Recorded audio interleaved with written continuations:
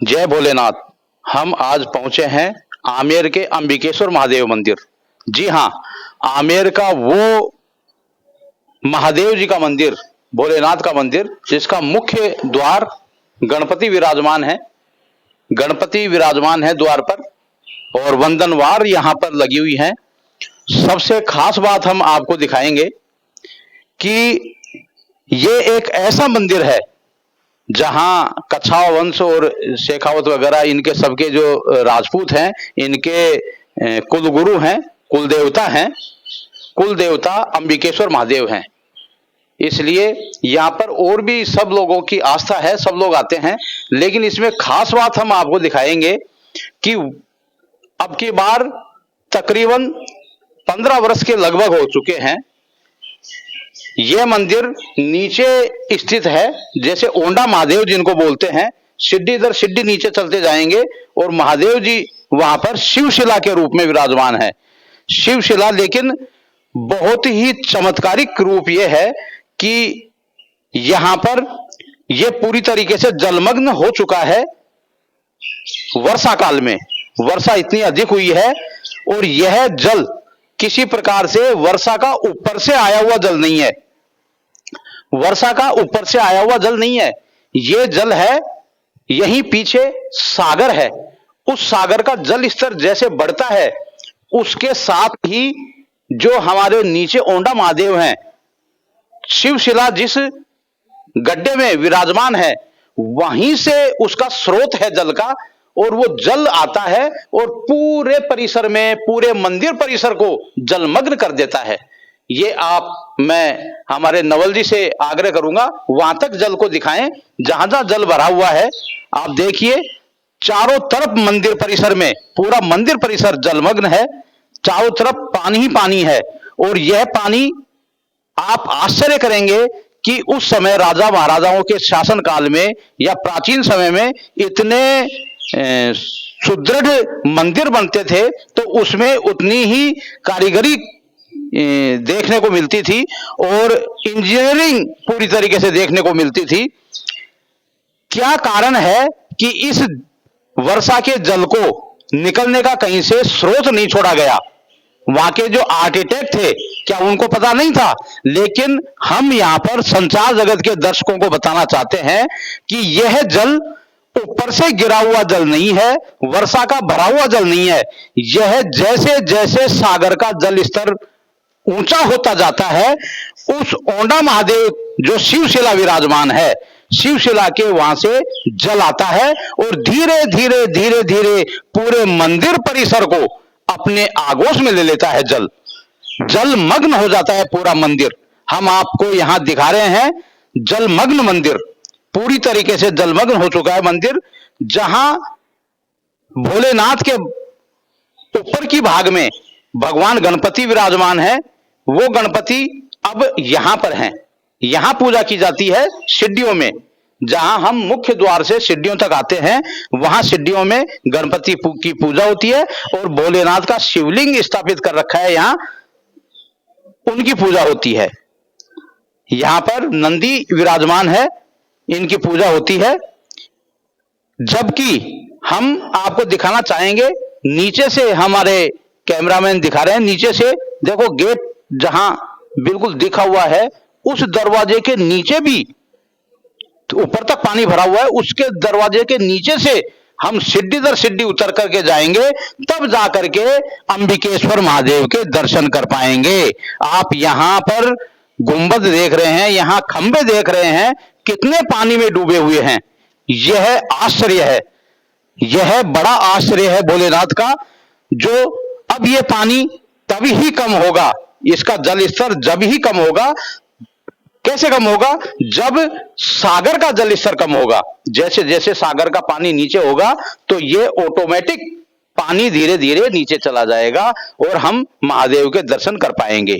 लेकिन जैसे जैसे सागर का जल स्तर बना हुआ है, वैसे ही ये मंदिर जलमग्न रहेगा। जी हां, देश दुनिया में पहला मंदिर है, देश दुनिया के आध्यात्मिक और धार्मिक क्षेत्र का पहला मंदिर है जो सागर के भरते ही जलमग्न हो जाता है। और यह सौभाग्य 13 से 15 साल वर्ष के बीच की अवधि हो गई है। उसके बाद अब 2024 में वर्षा काल में देखने को मिली है। इससे पहले जो 10 साल पहले जिन्होंने कभी किसी ने देखा हो तब का ही बताते हैं वाकया कि तब पहले 13 साल 15 साल पहले ऐसा वाकया हुआ था कि जलमग्न हो गया था पूरा मंदिर। उसके बाद अब 2024 में जलमग्न हुआ है। देखिए आप, शेषनाग विराजमान है जल के अंदर उधरी, जबकि ये नीचे रहते हैं और नीचे पूरे परिसर में पानी है, जलमग्न है पूरा। जल चारों तरफ जल ही जल आपको दिखाई देगा। और इतनी भव्य वास्तु कला, इतने भव्य यहां पर नक्काशी का काम, पौराणिक गुंबद इतने बढ़िया बने हुए हैं। और ठीक पहाड़ की तलहटी में ऊपर, मैं ऊपर नवल जी से आग्रह करूंगा दिखाएं, ऊपर देखिए आप, पूरा दृश्य है पहाड़ का, घनघोर घटाएं छाई हुई हैं आज। उसके बाद मंदिर का जो भव्य परिसर दिखाई दे रहा है देखने योग्य है। शिवशिला पूरी तरह इस समय जलमग्न है।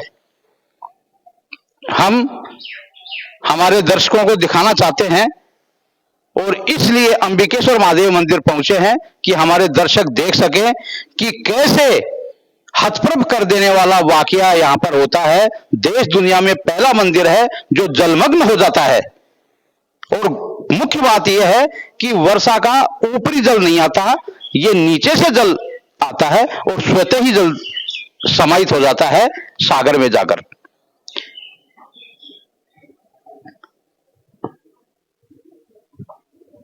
ये दिखा रहे हैं दृश्य, पूरा दृश्य दिखा रहे हैं, जल का पूरा दृश्य दिखा रहे हैं। हमारे साथ मौजूद है महाराज अंबिकेश्वर महादेव के महंत। हम पूछते हैं कि ये जलमग्न पूरी तरीके से हो चुका है मंदिर, इसका क्या कारण है, कितने वर्षों बाद हुआ है, इस पर थोड़ा सा प्रकाश डालेंगे महाराज श्री।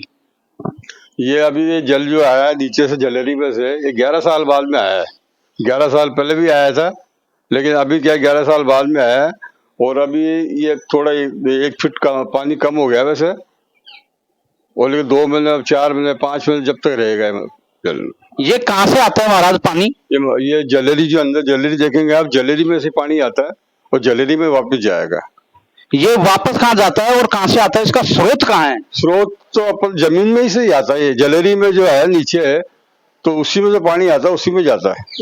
ऐसा कहते हैं कि सागर से इसका तारतम्य है कि सागर का जल स्तर जैसे बढ़ता है तो उसके बाद यहाँ जल आता है। नहीं, सागर से तो नहीं, अपन ये जो पंचमेला कुंड है जो इसकी अपने इस मंदिर की जलेरी बताते हैं, वहां से क्या पानी का स्तर वो ऊपर आएगा तो फिर यहाँ क्या पानी आने की संभावना हो जाती है।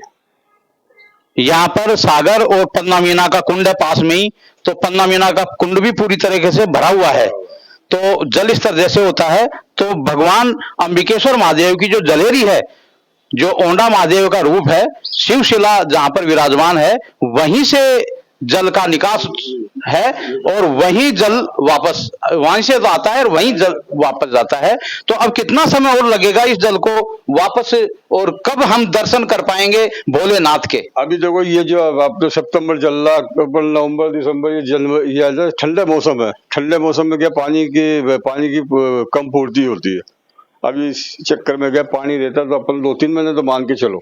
अभी 10-15 साल पहले जब ये जलमग्न हुआ था मंदिर, तब कितने महीने में जल वापस होगा था? टाइम तो आपने 1.5 महीने में चले गया था।